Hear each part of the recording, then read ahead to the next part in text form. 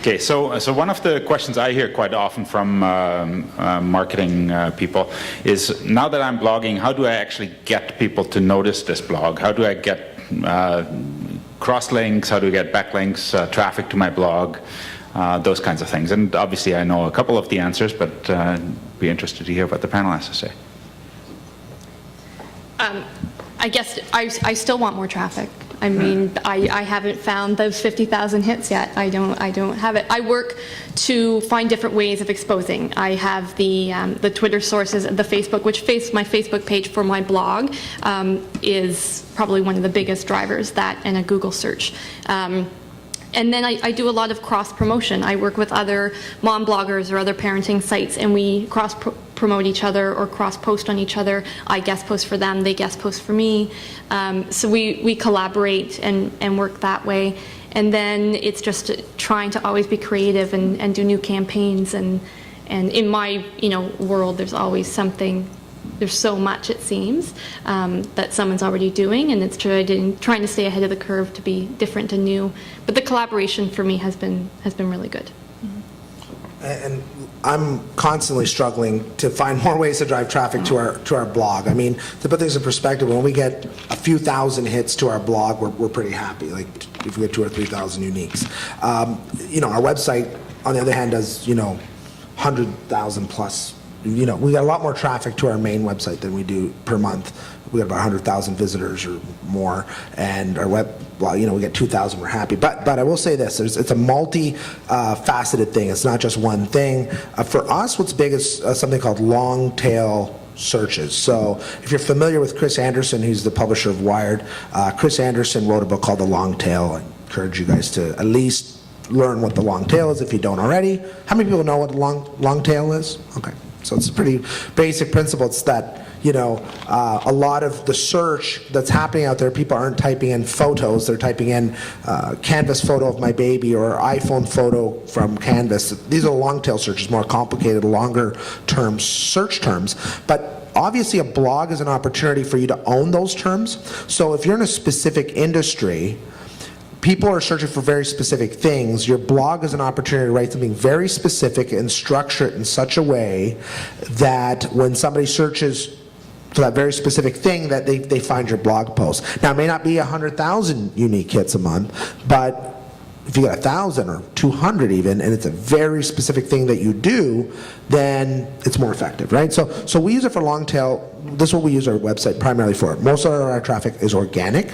We use Twitter and Facebook also to feed into our existing blogs. So it's like a hub and spoke model, with the wheel being all these that puts everything together, right? So we got Facebook talking to Twitter, and Twitter talking to Facebook, and our Facebook talking to our blog, and you can share off our blog. So it's a complex little ecosystem that we've developed.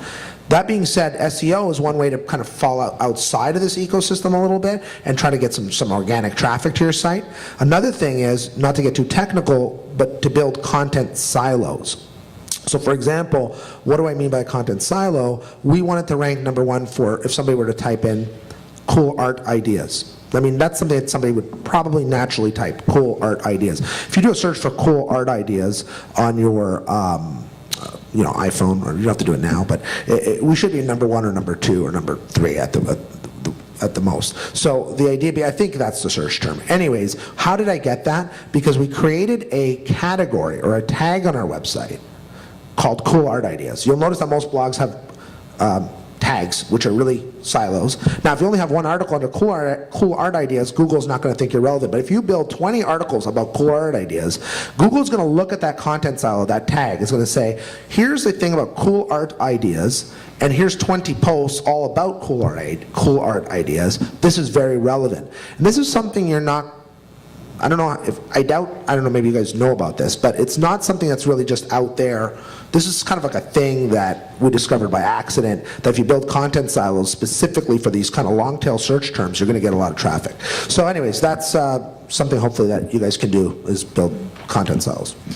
One other thing that I would mention is going back to those outposts, so things like Twitter and Facebook and how they feed into your main posts, building communities on those tools, whether it's a Facebook page or your Twitter page, or, it's always the question that we get, like, how do I get more followers? How do I get more people interested in my stuff? And you have to start those communities early. You got to start it early in the process. So build the community now so that they're there when you need them, right? So even if, so those places shouldn't just be places where you're pushing out your blog, new blog post, because people get bored by that. It's a one-track mind, one-track feed. They don't pay attention to it. But if you're also sharing relevant links that you come across, interesting things, having interesting conversations with other people on those networks, then it builds something that people will say, hey, I can actually get valuable information, not only from their blog and not only from what they're putting out in that space, but